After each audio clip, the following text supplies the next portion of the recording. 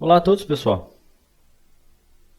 Nesse vídeo eu vou dar uma introdução bem detalhada, bem técnica sobre como uma distribuição Linux moderna funciona, tá? Inicia, como uma distribuição Linux moderna inicializa, tá? Já adianto que é bom você pegar um café ou uma água, abrir um pouco a cabeça aí, porque vai vir bastante coisa aí, bastante conceito, né? A inicialização de uma distribuição Linux moderna, apesar de um processo que hoje acontece bem rápido, o usuário quase nem vê, né? Principalmente em unidades rápidas como o NVMe. Apesar de ser rápido, né? Ainda é um procedimento um tanto que complexo, tá? São várias etapas aí até você ter um desktop funcional para você usar e digitar a senha e entrar nele. Então, há planos para tornar tudo isso mais simples.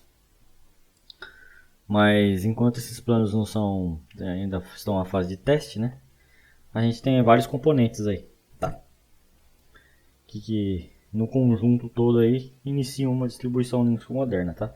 Eu vou me atentar hoje com o Fedora, né? O funcionamento do Fedora, mas basicamente vai funcionar com algumas diferenças. O princípio é o mesmo para qualquer distro hoje moderna que inicializa em firmware FI, tá? Eu vou falar só do firmware FI, eu não vou falar de BIOS, né? Do padrão legado aí, MBE, esquema de partição MBE. Eu vou falar só do esquema de boot EFI, né? O EFI. Estou com um diagrama aqui para me ajudar com raciocínio, né? E a primeira parte aqui a gente vai falar sobre o firmware FI.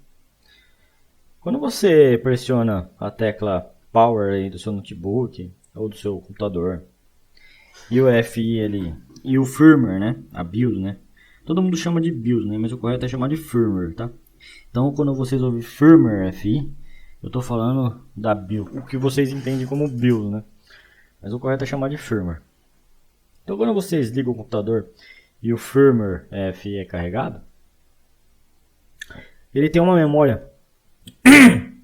interna dentro dele que armazena softwares que esse firmware carrega, tá?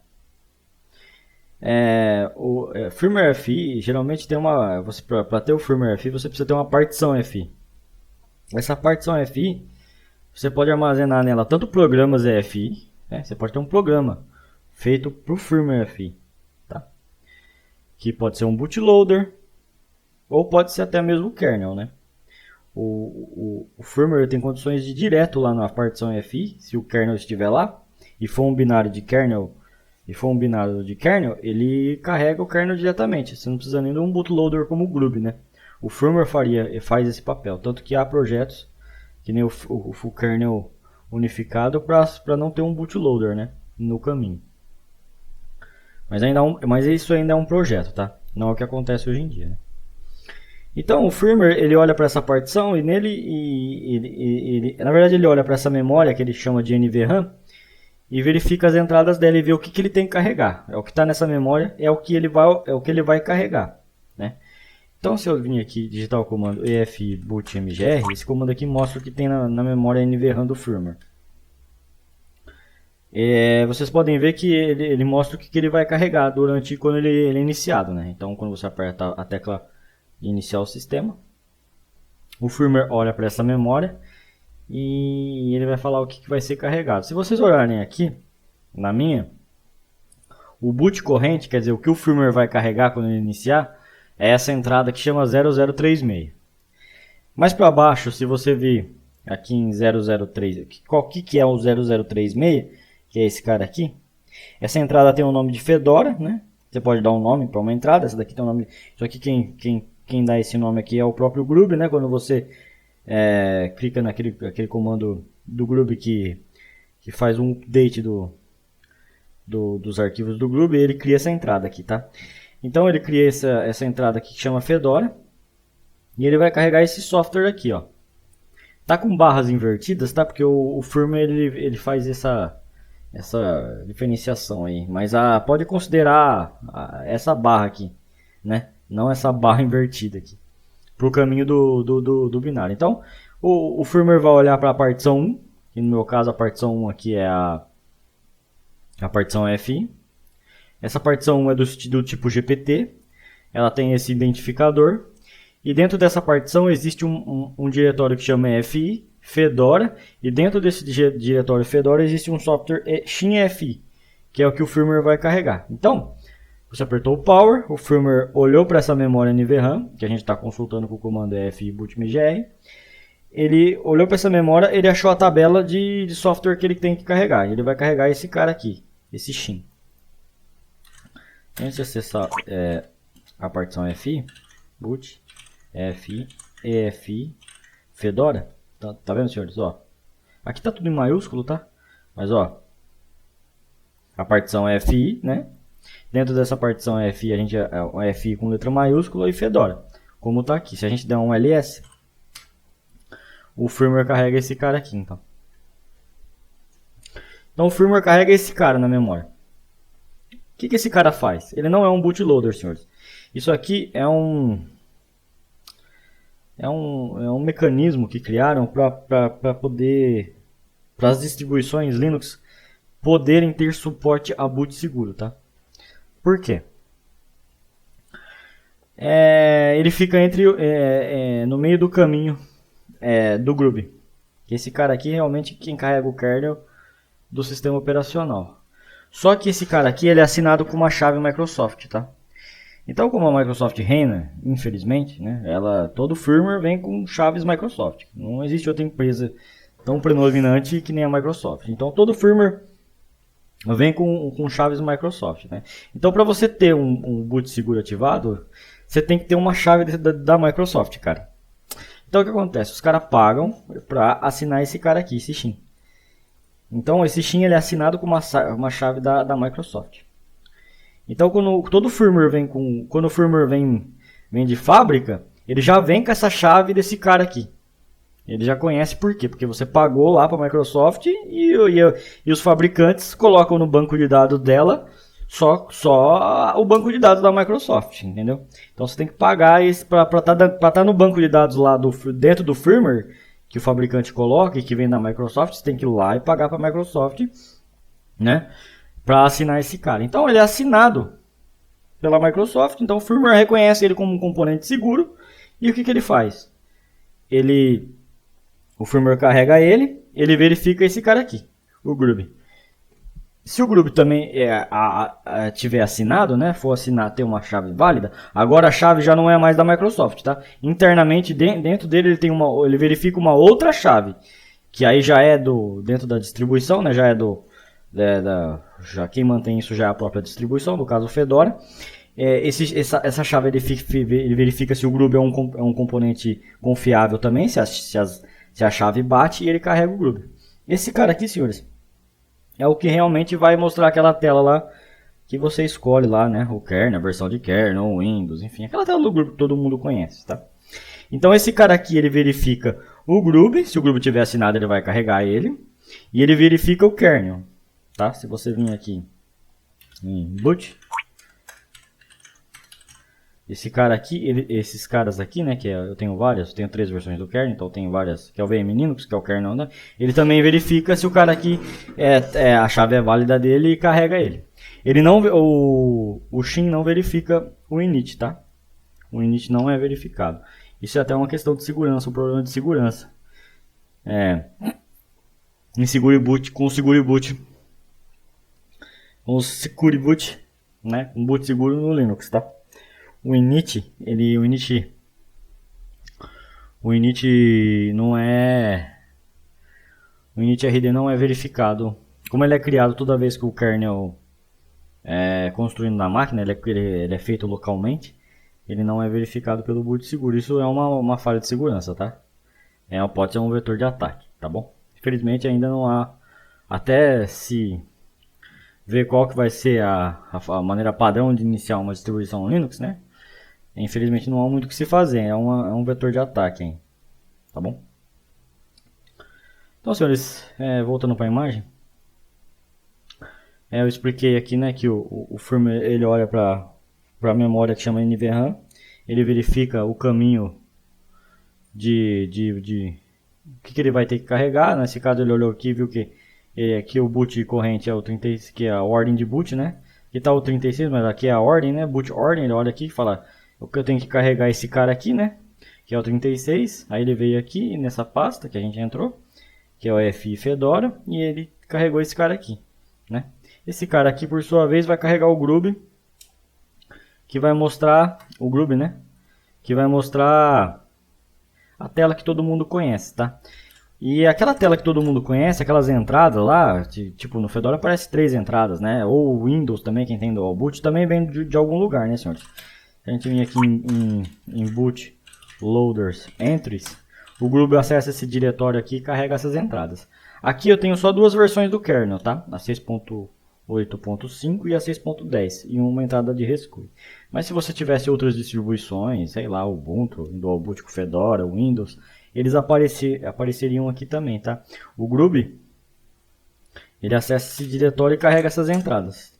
Tanto que se a gente vir aqui dar um cat em algum desses arquivos, você pode ver que o título é Fedora Linux 40 Workstation, o mesmo que aparece no Grub, né? Quando você clica em Enter lá nessa entrada, ele vai lá e carrega o kernel do sistema, o Grub carrega o kernel e o init, né? Os dois aí. O Shin carrega o Grub lê né? O firmware verifica a NVRAM, verifica que tem que carregar o Shin, que é um componente de boot seguro, né? O Shin, por sua vez, carrega o Grub, né? Que foi demonstrado mais aqui para cima, carrega esse cara. Esse, por sua vez, entra nesse diretório bootloader entries, verifica que tem essas entradas aqui, ele vai mostrar as 3 entradas para você escolher uma delas. Você escolhe uma delas, é carregado o kernel, né? O kernel e o disco inicial de RAM. A gente pode até demonstrar isso, tá, senhores? Eu vou até demonstrar isso com os senhores para ficar bem entendível aí. Então eu vou vir aqui, eu vou reiniciar o sistema e vou entrar no firmware. Tá. Aqui em firmware, como se fosse a BIOS, né, dessa máquina virtual, eu vou entrar em um shell EFI. Vai abrir um shellzinho aqui para mim. Assim eu espero, né? Não sei porque não abriu ainda. Ah, abriu. Então, senhores, aqui nesse caso, o shell EFI, né, que é esse terminalzinho aqui, nada mais é do que um componente EFI. Estou vendo que todos esses software terminados em EFI são softwares EFI para você.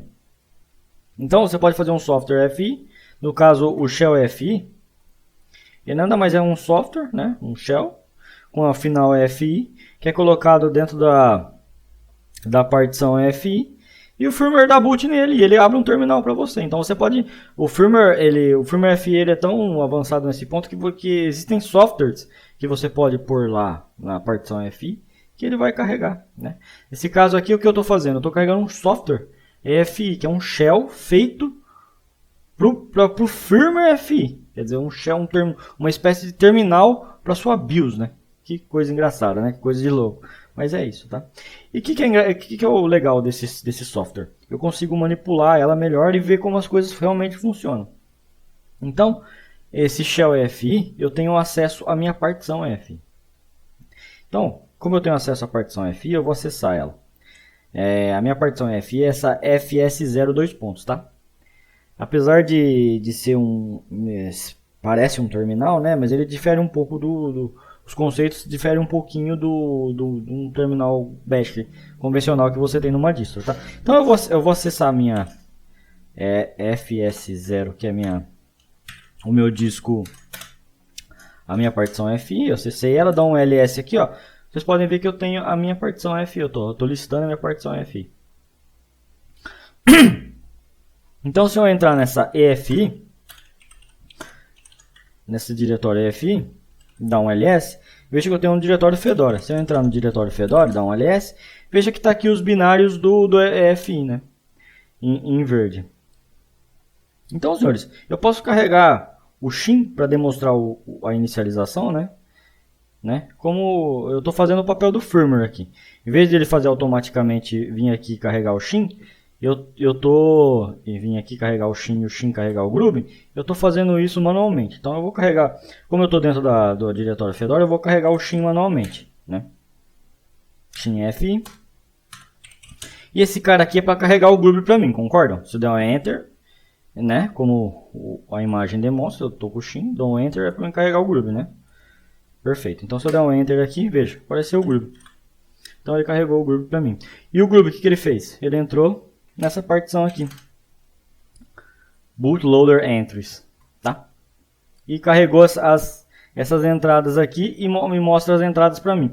Aqui, ó, as entradas aparecendo. Lógico que não são as mesmas lá, porque um está dentro da VM e outro é o do meu computador mesmo, né?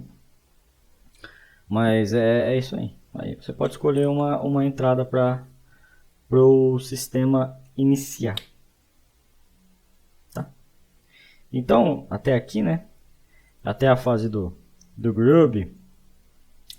E agora a gente vai entrar, a partir daqui, né? Dessa tela do Groove, a gente vai para o próximo passo da inicialização, que é o kernel, que você vai carregar na memória agora o kernel, né?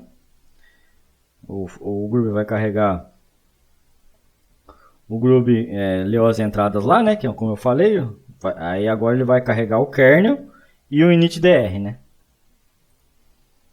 E para dar continuidade na inicialização. Bom, senhores, a gente viu até o Groove carregar as entradas, né? E listar elas para a gente aqui poder escolher uma. Agora, o que o Groove vai fazer?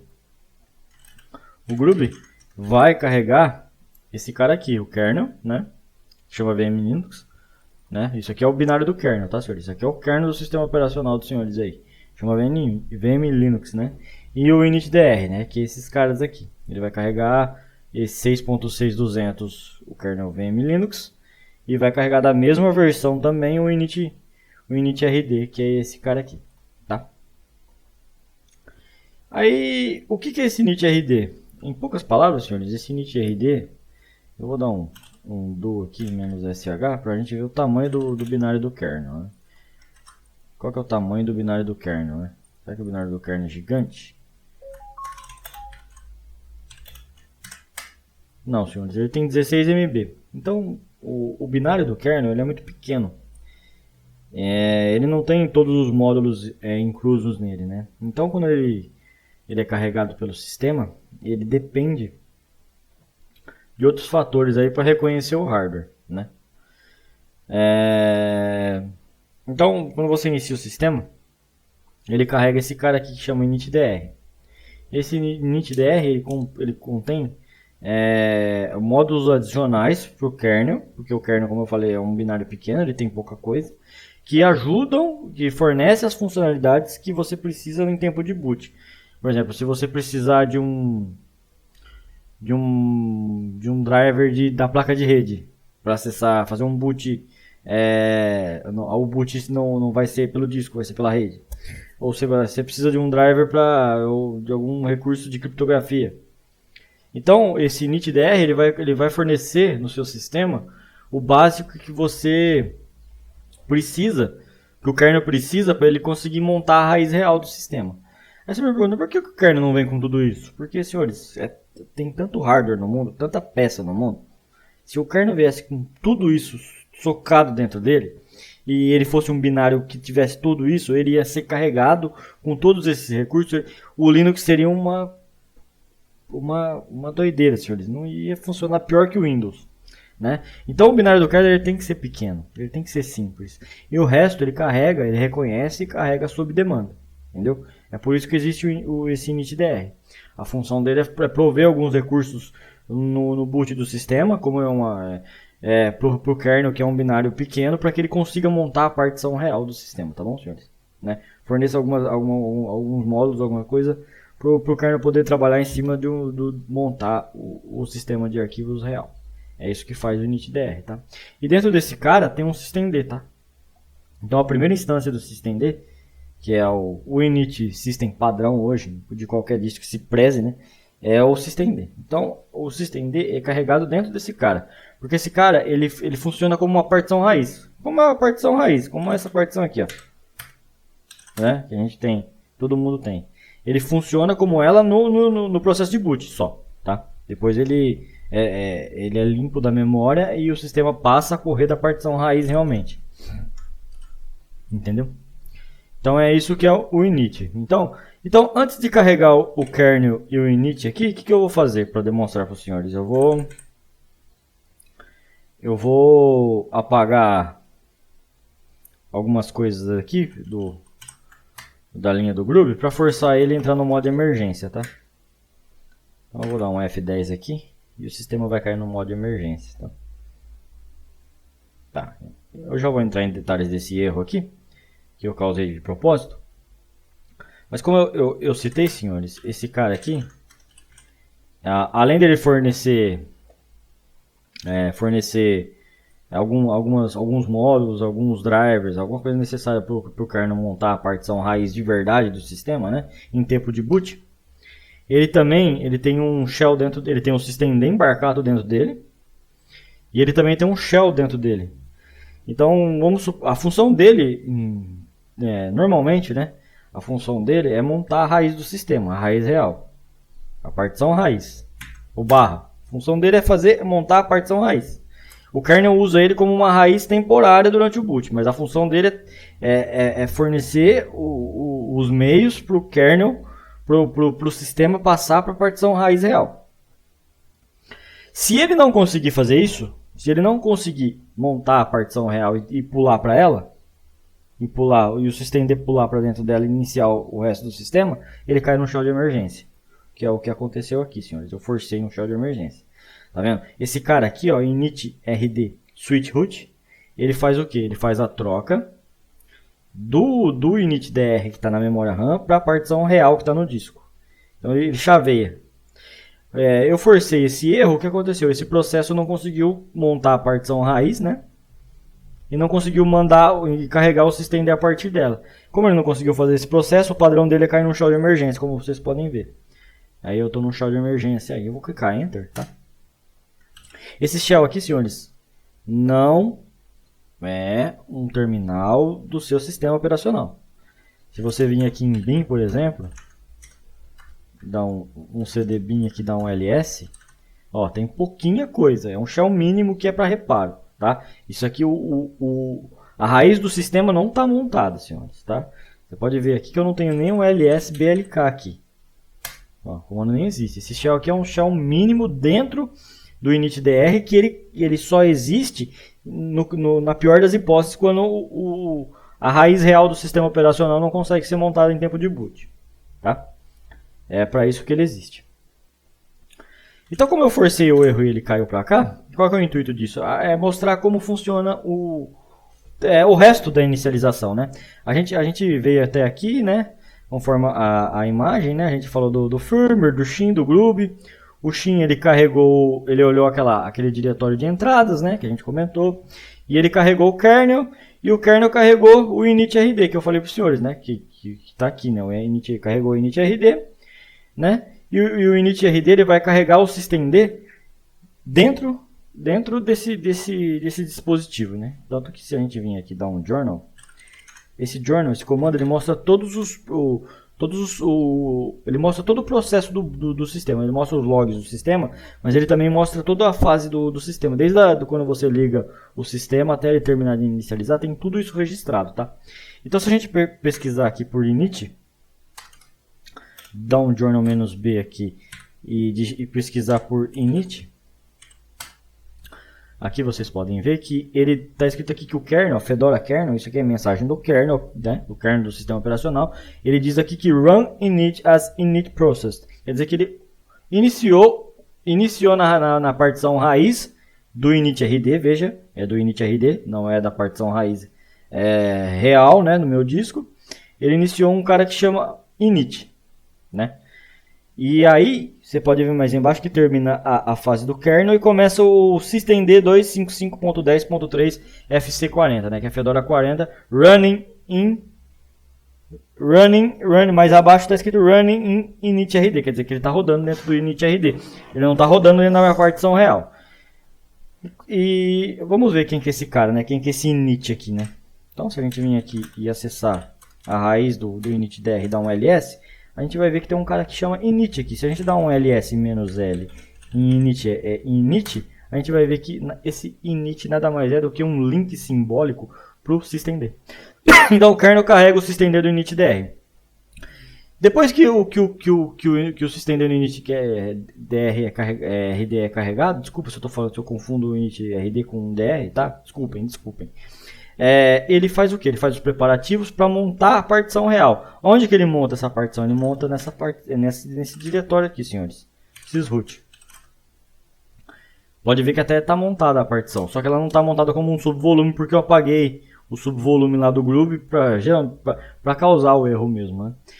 E a hora que ele monta a partição raiz nesse diretório sysroot, ele chama um comando do systemd, aliás, ele chama um serviço do systemd, que é esse aqui.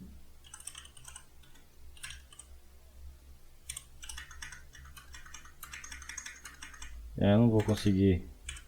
Eu vou ter que digitar manualmente porque é initRD switch root. Então, vamos lá. initRD traço switch root, é isso? A princípio é. Pode ver que ele deu erro, né? Tá. Quer dizer que ele chamou esse cara aqui para passar o systemd para dentro da partição real mesmo do meu disco, só que ele não conseguiu montar, né? Ele saiu com um status de erro aqui e ele não conseguiu montar, tá? E você pode ver que dentro desse que a gente não vai conseguir ver esse serviço, mas esse serviço nada mais é do que ele roda um comando, ele é chamado na hora certa para transitar do initRD para a raiz real, né? Tanto que eu posso fazer o seguinte, eu vou desmontar aqui. Vou dar um mount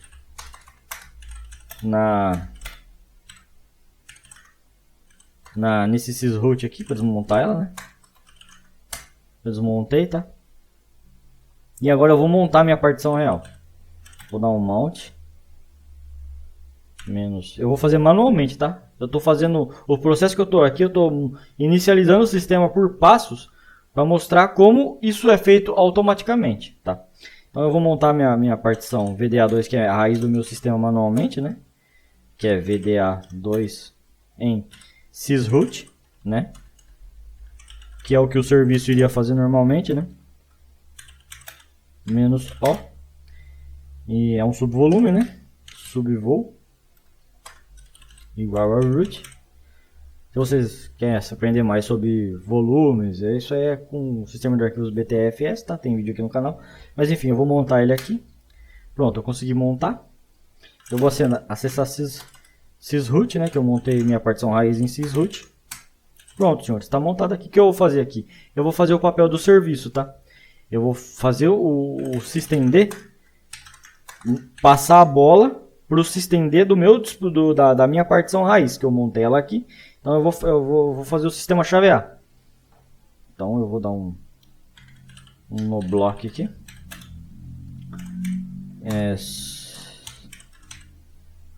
Deixa eu ver se eu lembro o comando. Eu acho que é assim, tá?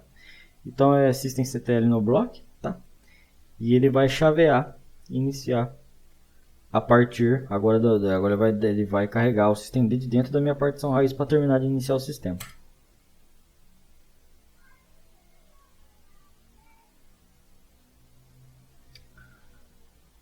Pode ver que o sistema iniciou, né, senhores? Bom, senhores, como os senhores podem ver, a gente usando fazendo um pouco manual o processo, a gente conseguiu compreender, deu para mim demonstrar, eu acredito, né, que eu tenho conseguido demonstrar de forma eficaz como uma distribuição Linux moderna funciona, né? Graças a esse diagrama aqui, a gente passou por todas as fases, né, desde a do firmware, com o caminho de bootloader, ou o bootloader de primeiro estágio, que é o Shin, na memória, carregando o Shin, né, da partição FI, depois o Groove O Groovy, por sua vez, lendo as entradas do Groovy, né? E mostrando elas para o usuário. O usuário, por sua vez, escolhe o kernel que ele quer que o sistema debute. Esse kernel é carregado junto com o initRD. Dentro do initRD tem um systemd. Esse systemd ele monta a raiz real em sysroot, né? E quando ele consegue montar é bem sucedido em montar essa raiz real em sysroot, ele chama um comando, né? Na verdade ele chama um serviço do systemd que monta a raiz real do sistema da partição real, que é a barra, né, a partição real, e chama o systemd a partir dessa partição que carrega o ambiente gráfico aí que vocês usam todo dia, né? São vários passos aí para chegar até esse propósito, né? É um arranjo ainda complexo, né? Funciona bem, né? Com todas as limitações aí, muito por causa de chaves da Microsoft. O Xing deu para entender que o Xing é uma gambiarra, infelizmente ainda, né? O Groovy ele não pode ser assinado, tá, senhores? Porque a Microsoft não assina nada GPL 3.0 e o Groovy é GPL 3.0, né? O Groovy do projeto GNU, né? Enfim, então ele está na GPL mais avançada e o Xing foi criado aí com uma outra, ele tem uma licença, é software livre também, mas é uma outra licença aí que a Microsoft deixa assinar, entre aspas, tá? E o processo de assinar também da Microsoft é meio lento, tá, senhores? Então é meio burocrático, então fazer o boot seguro funcionar é complexo, cara. Há um grande esforço ainda, tá? Vai melhorar, se Deus quiser. Tem vários projetos aí, provavelmente um deles vai ser aceito, tá? E vai tornar as coisas um pouco mais simples, tá? Mas é assim que uma distribuição Linux moderna inicia. Qual o intuito de explicar tudo isso para os senhores? Bem, senhores, um bom administrador, isso é interessante, né? Conhecer em que fase você tá, quais são as fases, né? Eu, com essa experiência, sei quando um sistema não inicia. Só de olhar eu já sei que fase que ele está e qual fase ele apresentou problemas. Tendo todo esse conhecimento, você consegue resolver fácil problemas de o boot quebrar em algum momento aí. Você identifica qual a fase que ele está e como, a partir dessa fase, né, conseguir recuperar o sistema e iniciar o sistema, tá bom? Eu espero que vocês tenham gostado. Fiquem com Deus, um forte abraço e até a próxima.